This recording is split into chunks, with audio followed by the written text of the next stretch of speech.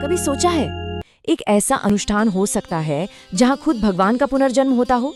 मतलब सचमुच, जहां एक देवता की आत्मा एक पुराने शरीर को छोड़कर एक नए शरीर में प्रवेश करती है।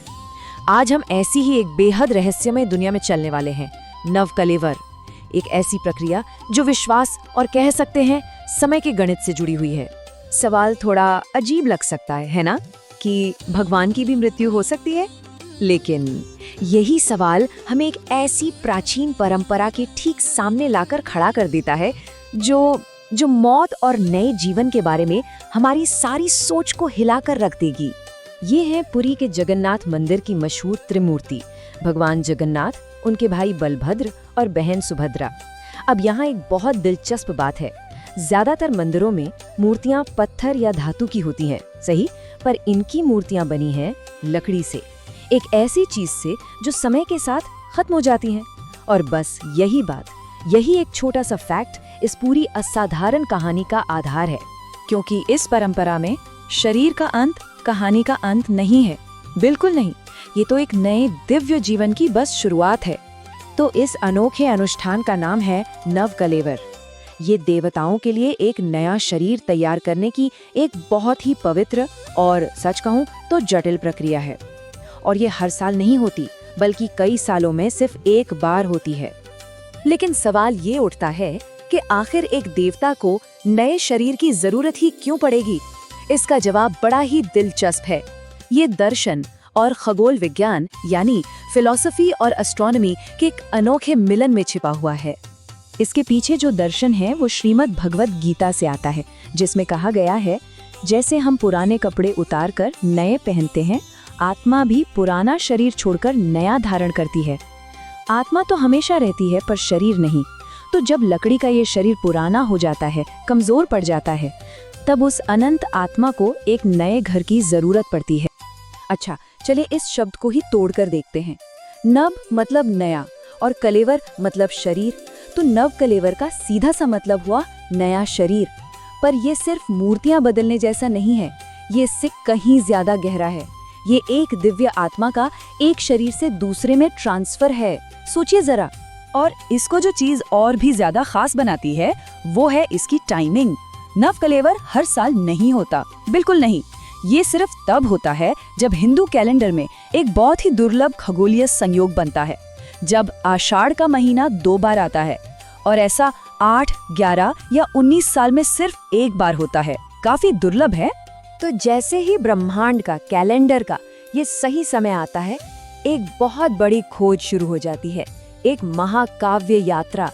ये खोज है दारु ब्रह्म की, यानी उस पवित्र लकड़ी की जिससे देवताओं के नए शरीर बनेंगे। इस यात्रा को कहते हैं बंजाग यात्रा, यानी वन की यात्रा। और ये खुद में एक पूरा अनुष्ठान है। होता यह है कि पुजारियों की एक टीम को भगवान से आज्ञा माला मिलती है, मतलब अनुमति की माला। फिर ये टीम काकटपुर में माँ मंगला के मंदिर जाती है, और वहाँ जो मुख्य पुजारी होते हैं उन्हें सपने में देवी आकर बताती हैं कि वो पवित्र पेड़ कहाँ मिलेंगे। और सुनिए, ये कोई भी आम पेड़ नहीं हो सकता। हर देवता के दारू के लिए बहुत ही विशिष्ट, लगभग रहस्यमय आवश्यकताएं हैं।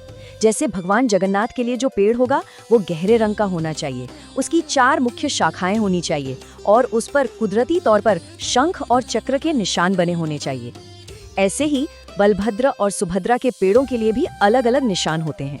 तो जब ये सही पेड़ मिल जाते हैं, उन्हें बहुत ही आदर सम्मान के साथ काटा जाता है, और खास तौर पर बनाई गई गाड़ियों पर पूरी वापस लाया जाता है।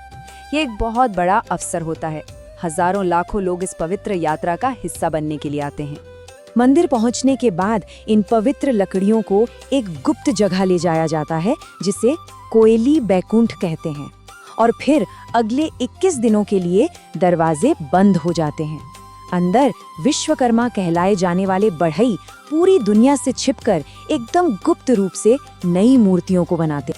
और अब आती है बारी इस अनुष्ठान के सबसे ज्यादा रहस्यमयी और अहम हिस्से की, जिसे कहते हैं घट परिवर्तन, यानी उस दिव्य आत्मा का स्थानांतरण।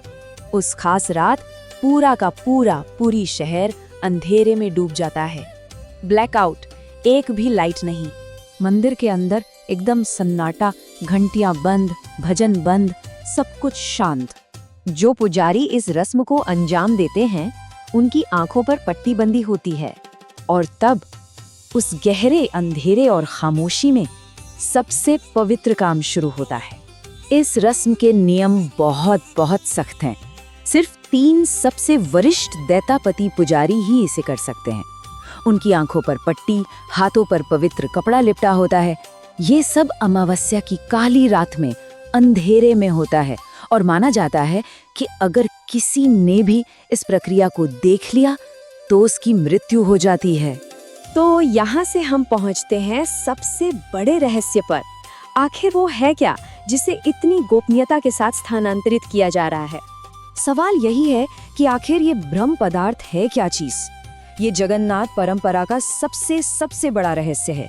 इसे किसी ने नहीं देखा है सिवाय उन गिने चुने पुजारियों के, जो इसे आंखों पर पट्टी बांधकर सिर्फ। अब इसके बारे में कई सिद्धांत हैं। कुछ लोग मानते हैं कि ये भगवान कृष्ण का वो हृदय है जो कभी जला नहीं। कुछ बौद्ध मानते हैं कि ये शायद बुद्ध का दांत है।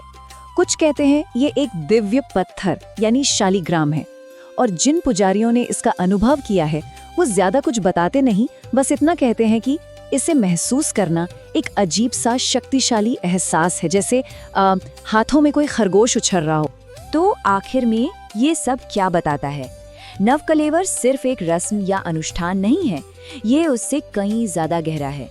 ये जीवन, मृत्यु और पुनर्जन्म के चक्र पर एक बहुत बड़ा दार्शनिक संदेश देता है। ये हमें याद दिलाता है कि इस ब्रह्मांड में कुछ भी स्थायी नहीं है, यहाँ तक कि भगवान का भौतिक शरीर भी नहीं। ये सिखाता है कि हर अंत एक नई शुरुआत को जन्म देता है और ये एक बहुत शक्तिशाली सोच है। सवाल ये है कि देवताओं की मृत्यु और पुनर्जन्म का ये चक्र इस अनंत ब्रह्मांड में हमारे अपने अस्तित्व के बारे में क्या बताता है? सोचने वाली बात है।